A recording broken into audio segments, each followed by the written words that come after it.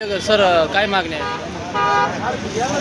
महसूल कर्मचारी जे आहेत जिल्हाधिकारी कार्यालयातील ते 3 कर्मचारी कोणतीही नोटीस न देता निलंबित करण्यात आले आहे. कोणती पूर्व कल्पना दिलेली नाही आहे जिल्हा प्रशासनाने आणि ते कर्मचारी निलंबित केले आहेत. त्या कर्मचाऱ्याचा कोणताही दोष नाही आहे आणि कोणतीही पडताळणी केली नाही आहे आणि पडताळणी न करता डायरेक्ट त्यांच्यावर निलंबनाची कारवाई केली आणि निलंबनाचे ऑर्डर हातामध्ये दिलेले आहेत.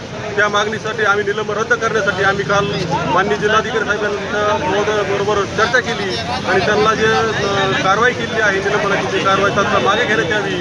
ती कारवाई केलेली आपण कारवाई केलेली कारवाई चुकीची केलेली आहे आम्ही त्यांच्या निदर्शनास आणून दिली, परंतु ती कारवाई मागे घेण्यास त्यांनी नकार दिला. त्यामुळं सर्व कोतवालापासून तर मंडळाधिकाऱ्यापर्यंत कोतवाल, शिपाई, लिपिक, मंडळाधिकारी, तलाठी हे सर्व आज त्यांनी देखणीबंद आंदोलन आज एक सामूहिक रजा आज दिलेली आहे आणि उद्यापासून जोपर्यंत निलंबन रद्द होत नाही तोपर्यंत उद्यापासून हे मुलं संपत चालू व्हावं.